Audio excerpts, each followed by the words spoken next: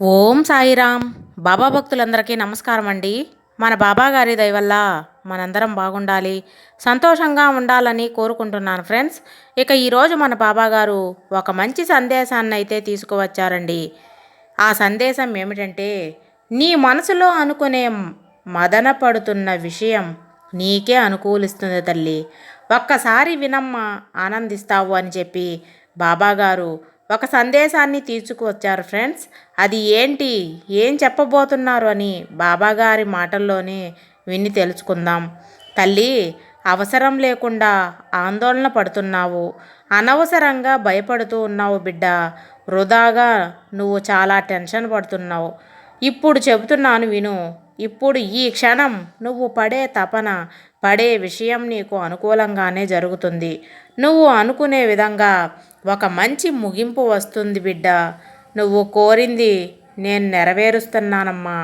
నీ జీవితానికి తీర్చిదిద్దడానికే నీ బాబా నీకు తోడుగా ఉంటున్నాడు. నిన్ను సంతోషంగా చూసుకోవటమే తండ్రిగా నా బాధ్యత తల్లి. ఏది కూడా నన్ను అడగాల్సిన పని లేదు. నీవు నన్ను ఒక్కసారి చూస్తే చాలు, ఆ చూపుల్లోనే 1000 మాటలు నాకు తెలుస్తాయి తల్లి. అప్పుడే నేను కూడా నీతో మాట్లాడుతున్నాను తల్లి. ఎప్పుడు నన్ను పిలిచినా నీ ముందు వచ్చి నిల్చుంటున్నానమ్మా. నువ్వు అడిగే అన్ని ప్రశ్నలకు సమాధానం చెబుతూనే ఉంటాను. కానీ నువ్వే నా మాటలు వినుకుంటున్నావు. నువ్వు గుర్తించడం లేదు బిడ్డ. ఎందుకంటే నీ మనసు నీలో లేదు కాబట్టి.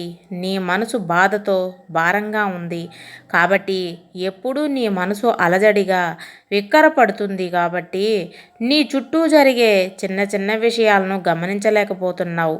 కాబట్టి ముందు నీ ప్రశాంతతను ఉంచుకో తల్లి. ఏది చేసినా నిదానంగా చెయ్యి. ఎలాంటి పని చేసినప్పుడైనా నా వల్ల కాదు అన్నా సరే, నా సాయి ఉన్నారు, అంతా నా బాబా చూసుకుంటారు అని నమ్మకంతో ధైర్యంగా ఉండు. నా మీద నమ్మకంతో ఒక పని ఆరంభించావంటే ఆ పనిని మంచి విధంగా జరిపించే బాధ్యత నాదేనమ్మా. నువ్వు ఎప్పుడూ కూడా ఒక తప్పు చేస్తున్నావు తల్లి. తెలుసో తెలియకో తొందరపడి ఒక పని చేశావు. అది సరైనది కాదు. నా వల్ల కాదు అన్న పక్షంలో నా దగ్గరికి పరుగెత్తుకొని వస్తావు. అలాంటప్పుడు ఈ సాయి తండ్రి జ్ఞాపకం వస్తాను కదా. నన్ను రక్షించండి బాబా, నాకు సహాయం చేయండి బాబా, నన్ను రక్షించు అని వేడుకుంటావు కదా. ఒక్కసారి నువ్వు ఏదైనా చేసినప్పుడు ముందు నా పాదాల చెంత పెట్టి ఆ తరువాత ఆ పని ఆరంభించు.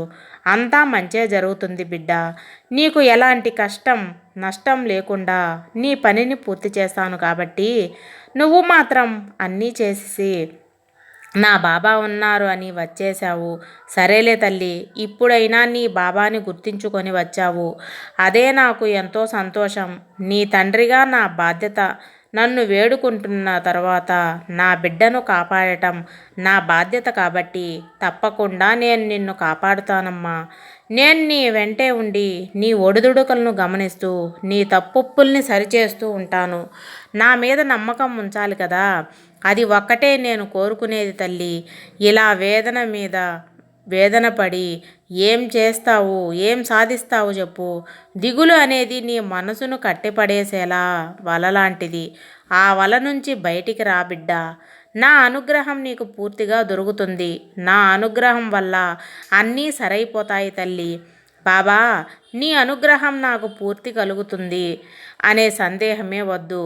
నువ్వు నన్ను మొక్కడం ఆరంభించినది నేను నీకు తోడుగా ఉండటానికే తల్లి.